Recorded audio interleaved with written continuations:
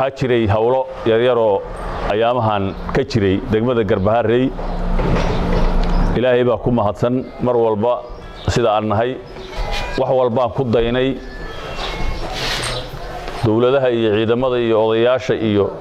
waxgaradka iyo culimada iyo gabdhaha oo marya cadcad qaatay iyo dhalinyarada oo maaragtay barnaamijkaas qayb lixaad le isku dayay si xasiloon inay ku dhameeyaan oo aad marqaati ka tihiin ama aad maqasheen ama aad arkayseen ama intiinii hadda uu ka daxsoona aan u sheegayno intaas oo dadaal in loo soo maray aad ogeydeen wiilasheenni aan jecelnahay maamul iyo madax u soo ahaa askar iyo saraakiil maartay nabadgelyada ka shaqeeya oo ka shaqeynaya u soo ahaa si ay wax isu tuseen baa maaragtay waxa ka yimid kala go'doonkaas iyo kala qoqobnaantaas kadib markii maalinnimadii jamaaca ahayd loo awood sheegtay maamulkii hore ee uu hogaaminayay gudoomiye xasan sheekh cilmi xasan Garbaharey iyo tiim ay xulufo ahaayeen sidoo kalena muddo 8 bilood go'doon ku jirtay degmada Garbaharey ayaa waxaa maanta kulan ku yeeshay xarunta madaxtooyada maamulka cusub ee uu gudoomiyaha ka yahay Iimaan Cadow Kaarshe taliyaasha ciidamada iyo qaybaha kala duwan ee bulshada sida ururka haweenka odayaalka gardaqameedka iyo dhalinyaro kulankan ayaa wuxuu daarnaa dhowr qodob oo waaweyn ugu horeyn in loo baahan yahay ilaalinta amniga iyo ka fogaanshaha wax walba oo carqalad gelin kara xasilloonida iyo sidoo kale in ay shacabka si wada jir ah oo la shaqeeyaan maamulkooda waxaana ugu horeyn kulanka daafuray gudoomiye ku-xigeenka koobaad ee amniga iyo siyaasadda Xasan Wali Axmed iyo sidoo kale saraakiil kamid ah taliyaasha ciidamada maanta kulankan waxa weeye waxa cilaamiyay maamulka degmada ajandahan wuxuu ku saabsan yahay in maaragtay lees ahwaal waraysto waxa weeye ku dhawaad muddo 3 bilood oo maamulkan cusub waxa weeye uu magacaaban yahay marka maalinba meel bay soo joogtay maalin in maaragtay islaaxa iyo maaragtay bulshada la tusaaleeyo oo nabad iyo waan iyo walaalow iyo waxa weeye aan wada hadalno aan wada heshiin iyo waxa weeye aan wax ku xalino muddo dheer kadib waxa weeye waxa dhacay hawlgal amni oo nabadeed oo wax Ilaahay loogu mahadiyo ah xaaladii maalinkii Jimcada ahayd oo noqotay xaalad laga fursan waayay markii waxa weeye 7 bilood ee airportkii uu xiran yahay hay'adihii gargaarka iyo bulshadii ay shaqeyn la yihiin bulshadii qaybaheedii kala duwan la isbaareysanayo oo waxa weeye burcad ay dilaacday saawad ogtihiina waxa weeye nabadgelyada iyo amniga waa nolosha aasaskeeda koobaad weey waxaan ku sugannahay saacadan waxaan Ilaahay uga xamdino kun iyo kow jeer weey nabadgelyada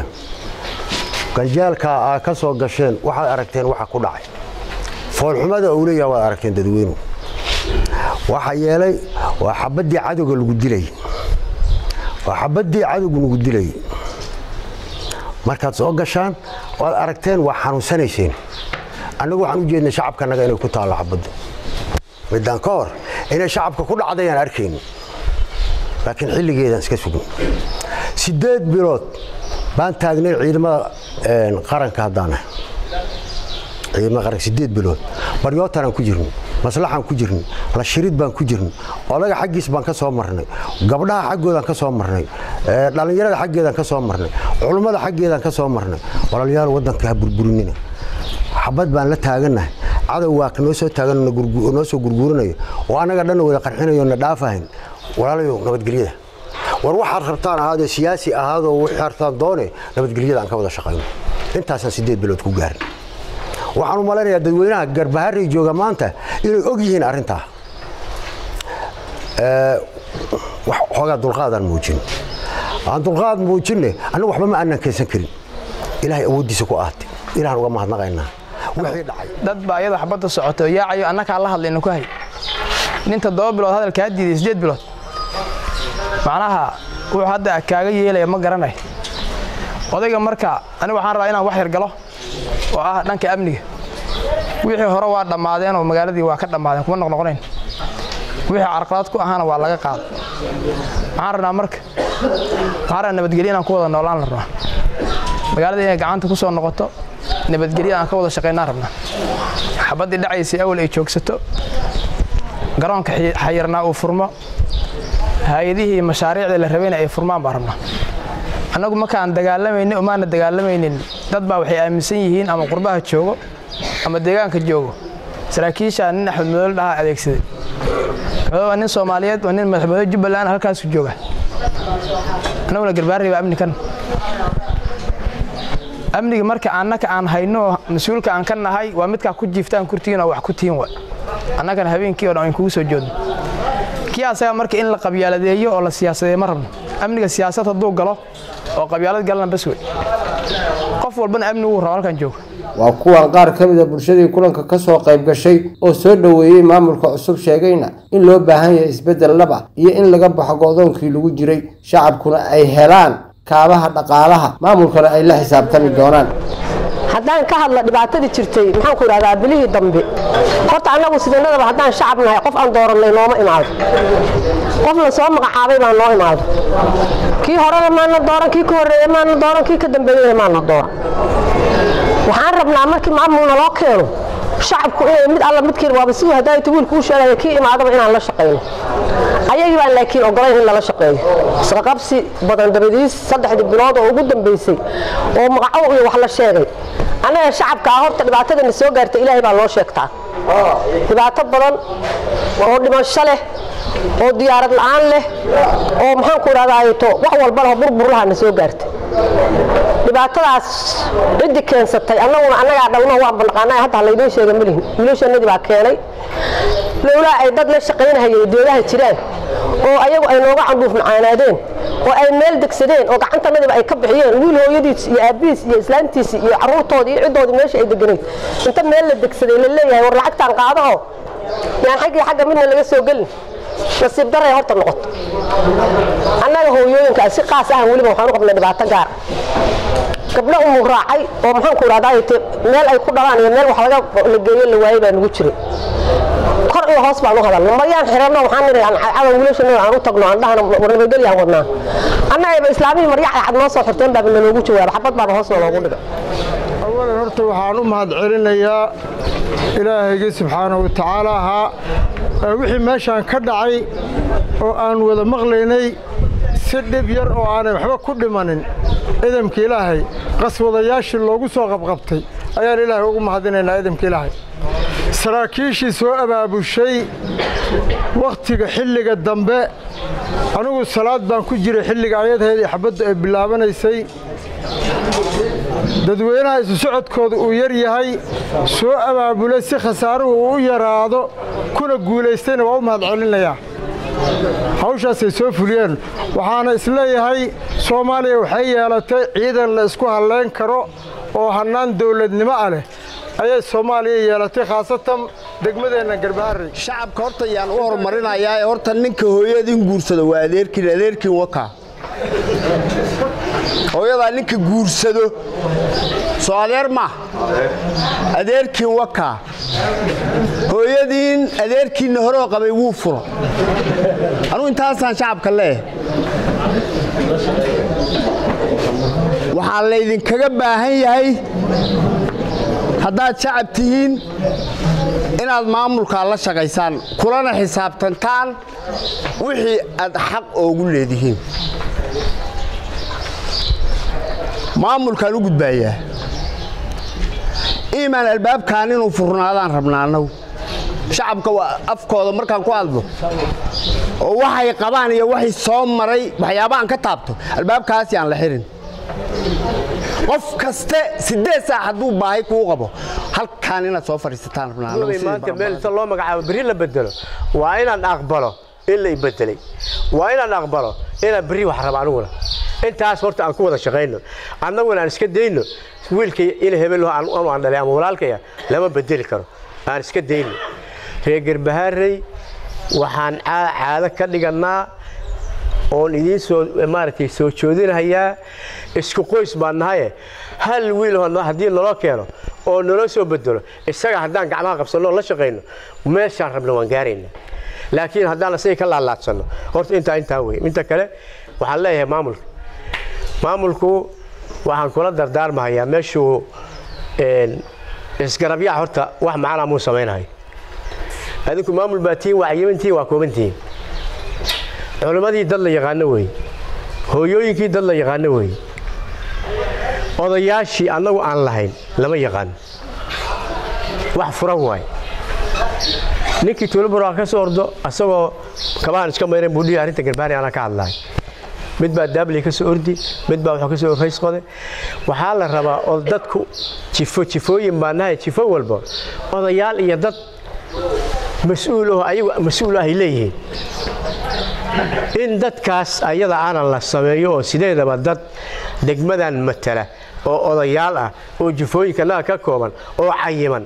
inay noqdaan gabagabadii ayaa waxaa kulanka soo xiray gudoomiyaha cusub ee degmada Garbaharey Iimaan Cadow Kaarshe oo khudbad dheer ka jeediyay kulanka ayaa ugu horeyn sheegay inay shacabka ka qabteen niman horey maamul u ahaa balse markii dambe noqday qaswadayaal dadkana dhuunta u fadhiistay